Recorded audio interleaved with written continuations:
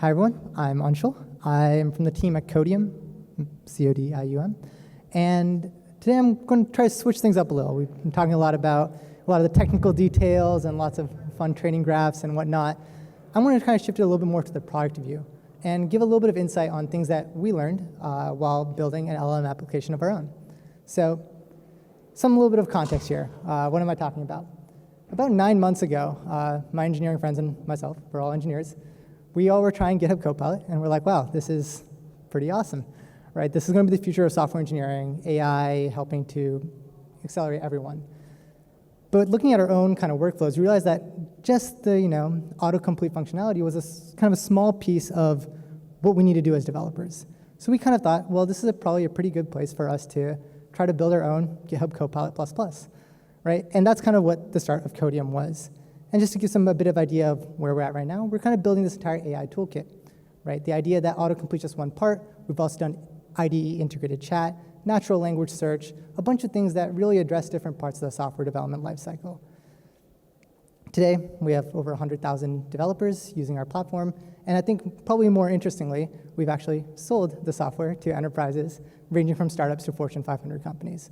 So pretty much the whole point of what I want to talk to you about today is what did we wish we actually knew to kind of get to this point, right? And everything I'm going to talk about is kind of our distilled look back in the 9 months of things that, how things kind of made sense. We definitely didn't actively think about that in the time. So hopefully this will add a little bit of structure to the idea of how do you actually go from a cool idea of using AI to an actual application that you can scale, have users, and sell, right? So I think this is probably the number one thing, which is identifying a sustainable product. And what I mean by this is kind of looking at the very end state, right? What does it look like 3 years, 4 years down the line if everything goes well? And we kind of distilled what a sustainable product really looks like into generally 3 bullet points. The first thing is, no matter what kind of application you're targeting, like for us, for software development, you should be able eventually to address the complete set of subtasks. Otherwise, it's just an incomplete product, right? Otherwise, people will have to pull in products from a bunch of different places to actually satisfy everything they need. The second thing we realize is that if you're going to be, is there a lot of echo? If you're going to be kind of like the leader in any kind of space, you need to actually understand the user and how can you make your product the best for that user for that task. Right? A generic system will always be able to will always be beaten by a system that is more specific to a certain person. And the third thing, and something that we probably should have learned a long time ago, is that the AI should be a clear win. If you're going to kind of sell to a corporation or to an individual, if you have them questioning, like, oh, am I giving something up by using this? You're going to be hitting a lot more kind of roadblocks along the way. So what does this mean kind of practically, for example, the code situation like we are? We realize that we actually need to accelerate every aspect of the software development lifecycle, right? Just stopping at autocomplete wouldn't be the answer. We needed to realize that we have to leverage individuals' users' data, like, for example, a company's existing IP, in order to create the best product for a company. Otherwise, we'll get potentially beaten out by someone who does build a specific product for that company. And at the same time, if we're going to sell to a company, we can't have any caveats on security, legal, cost, pretty much anything that makes a company question whether or not this investment is worth it. So some thoughts here. Probably heard this one before. An API wrapper around something like OpenAI is not a sustainable solution. And there's a lot of reasons for this, right? That very first bullet point of you should be able to go for every single subtask. This actually scales really quickly. And if you just look at the costs, right, for any of these API calls, something like an OpenAI, I think GPT 3.5, is about 0.2 cents for every 1,000 tokens. Let's put this in a little bit of context. A single call for something like GitHub Copilot for code has a context length of about 2048 tokens, right? So about 2,000 tokens. On the daily, you're creating an autocomplete suggestion for every keystroke. You're doing that probably a couple of thousand times a day for every developer. So what we're talking about is actually a few dollars per day just of OpenAI calls.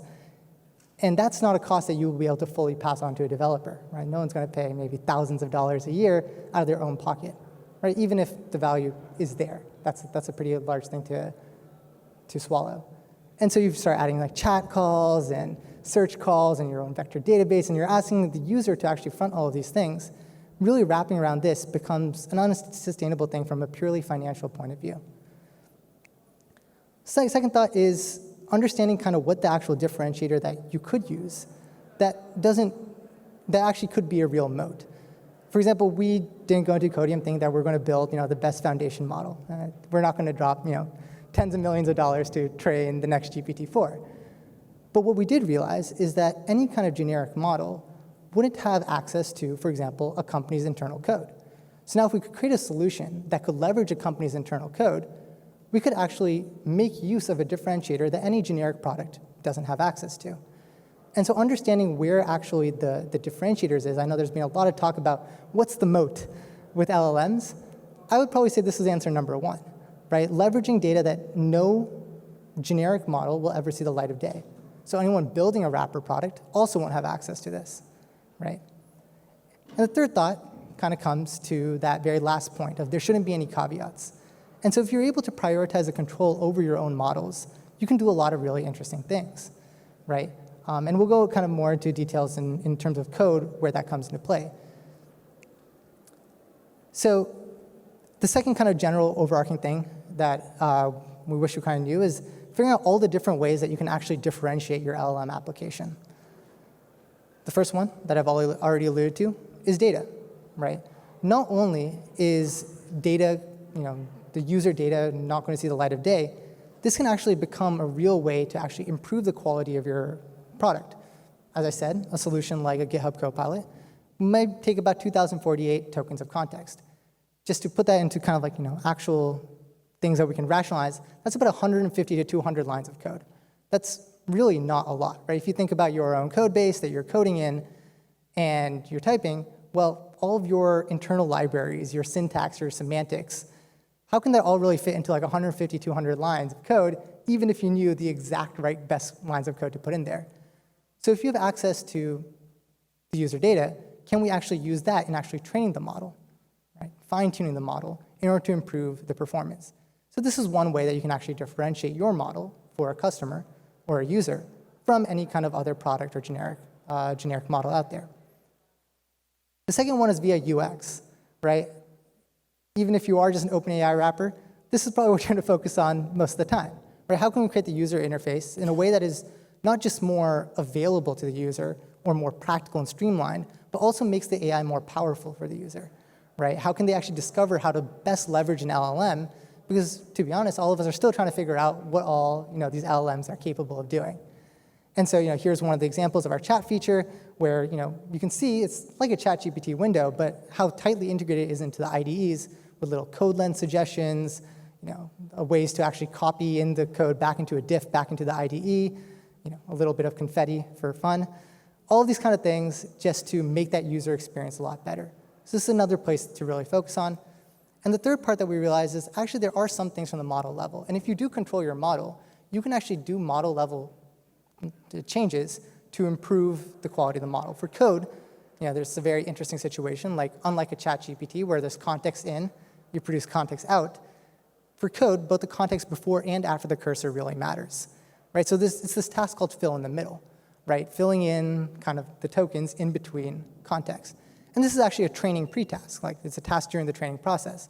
And if you can control your model, you're actually able to do things like this. So code has some of these interesting things, and I'm sure other applications have unique aspects of how the product could be best used, which can actually trickle all the way down to the model level. So the more you can actually vertically integrate your whole application, the more you can do kind of fun things that will just improve the quality of the product. And the third overarching thing that we wish we kind of knew is addressing all of the needs that a user might have. And these needs are often not actually the model. So we spend a lot of time in these kind of sessions and these kind of venues talking about all the new coolest tech to create all the best models. But in reality, if you actually want to sell a product, what we realized that we learned is that people care about other things, right? People care about security, right? You hear this all the time. I don't want my company's IP leaking out into the wild. There's been tons of really fun headlines over the last few months. I think my favorite one was last week, I think Google telling their own employees not to use Bard. But there's real concerns around security and privacy. And so one thing that we learned we had to do is that for any enterprise, we actually had to fully self-host our solution, right? Make sure that companies can be very confident that none of their IP is leaving. People have real legal concerns, right? You take something like a Copilot, and it's trained on GPL code, and so it regurgitates GPL code, and people get scared because there's legal ramifications. This is where owning your entire model end-to-end really helps. We're able to kind of remove all of non-permissively licensed code from our training data. Again, something you can't really do if you don't fully own kind of the model, not just the model architecture, but the whole training process end-to-end. So that's kind of pretty much the highlights of what I wanted to talk about, right? And just to recap, I think the main things that, if we had gone back and we did everything linearly, and this is all nicely formatted, but we absolutely didn't end up here like that. This is kind of what I wish someone had told us, right? Really start with kind of that end goal. What does it actually look like to have a successful, sustainable end product? You're not going to get there immediately. We're still on our way. But the people who kind of like understand that, hey, user data is the moat and owning their model, you already see them having success. I think a lot of us here have heard about Harvey, right? Their whole thing is being able to train on the legal data of all of the people they partner with, right? It's these people that have figured out these aspects of the moat and really controlling that whole end-to-end to understand kind of how you eventually make money in a sustainable way. Then figuring out how to differentiate. Wish we knew that UX was a real lever that we could pull, and we weren't just trying to rely on the UX that was well accepted from like a ChatGPT chat box or an autocomplete Copilot. And finally, understand all of the needs of your eventual customer, right? They're going to have concerns far past just the actual model, and enumerating all of that will help you actually work on building the roadmap in reverse, right? We realized, okay, we need to have a self-hosted enterprise solution. What does that actually mean? Well, if it's self-hosted, we don't get any feedback from the user. So if we want to iterate on our product, that means we actually need to create an individual plan, right? So that we can actually have individual users use our product, iterate on it, give us feedback, right? If it's going to be self-hosted, that means they're going to have to pay for the actual infrastructure, which means we need to invest a lot of time in optimizing that to work on cheap GPUs. Okay, and now if we combine those two, we need an individual plan, and we have cheap GPUs. Why don't we just give this entire individual product for free, right? And that's actually what we've ended up doing. So just to end, thanks for listening. And my final blurb, try out Codeium. It's free.